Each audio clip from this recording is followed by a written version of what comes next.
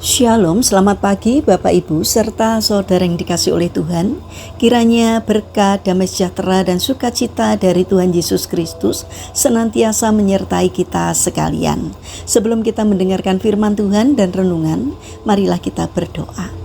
Tuhan Allah Bapa yang Maha Baik, kami sungguh bersyukur atas kebaikan dan kemurahan-Mu, karena Engkau Tuhan yang selalu memberkati dan melindungi kami dalam beristirahat sepanjang malam, sehingga pada pagi hari ini kami dalam keadaan baik. Itu semua karena anugerah-Mu bagi kami ya Tuhan. Terima kasih untuk setiap pertolongan Tuhan. Jika saat ini kami akan mendengarkan firman-Mu, urapilah kami dengan Roh Kudus-Mu agar kami dapat mengerti dan memahami apa yang Tuhan sampaikan kepada kami. Mampukan kami untuk menjadi anak-anak-Mu yang mentaati firman-Mu. Terima kasih Tuhan. Di dalam nama Tuhan Yesus Kristus kami berdoa. Amin. Bapak Ibu serta saudara yang terkasih, bacaan firman Tuhan saat ini diambil dari TB2 Kitab Yeremia pasal 29 ayat 11. Demikianlah sabda Tuhan. Sebab aku mengetahui rancangan-rancangan yang kupikirkan mengenai kamu. Demikianlah firman Tuhan, yaitu rancangan damai sejahtera dan bukan rancangan malapetaka, untuk memberikan kepadamu masa depan yang penuh harapan. Tema renungan saat ini adalah di balik duka ada harapan. Bapak Ibu serta saudara yang terkasih, Freddie Fincher lahir di Florida, Amerika Serikat pada tahun 1989. Saat masih bayi, ia ditinggalkan ibunya di tempat sampah. Keadaan itu tentu sangat menyedihkan dan tampak seperti awal hidup yang kelam. Namun Tuhan bekerja melalui pasangan Nathan dan Betty Fincher yang mengadopsinya dan membesarkannya dengan kasih. Mereka melihat bahwa Freddie adalah anak yang cerdas. Sejak kecil ia senang memperbaiki barang rusak, khususnya komputer. Pada usia 9 tahun, ia sudah mampu memperbaiki komputer. Usia 12 tahun menjadi teknisi komputer, dan pada usia 15 tahun mulai merintis usaha sendiri. Kini ia dikenal sebagai pengusaha sukses di bidang telekomunikasi dan memakai bakatnya untuk membantu anak muda serta orang lanjut usia. Kisah Freddie mengingatkan kita bahwa awal yang buruk tidak menentukan akhir hidup seseorang. Apa yang tampak sebagai tragedi bisa diubah Tuhan menjadi kesaksian yang indah. Apa yang dianggap dunia sebagai pembuangan dapat menjadi jalan menuju pemulihan.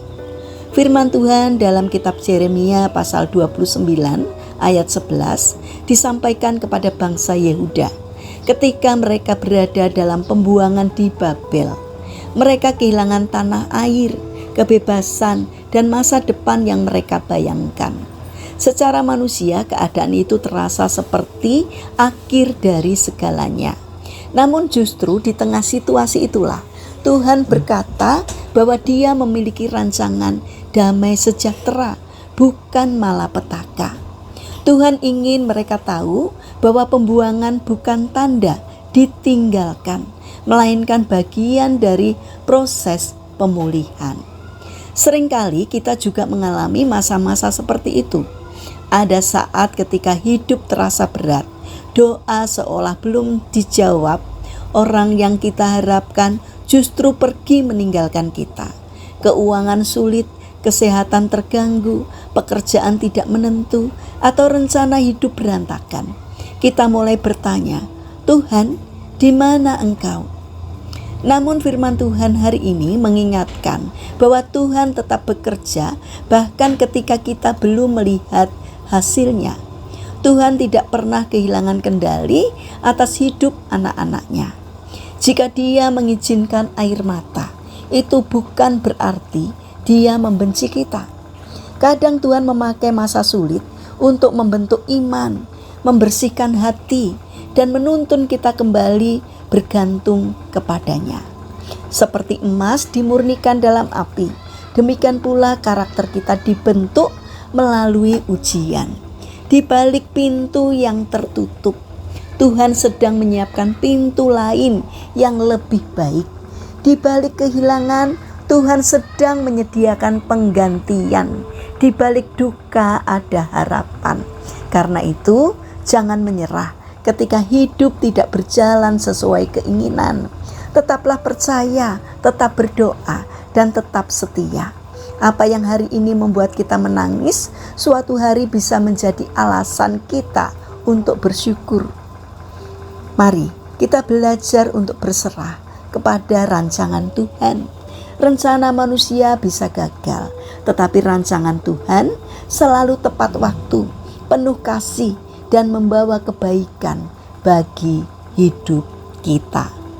Mari kita berdoa.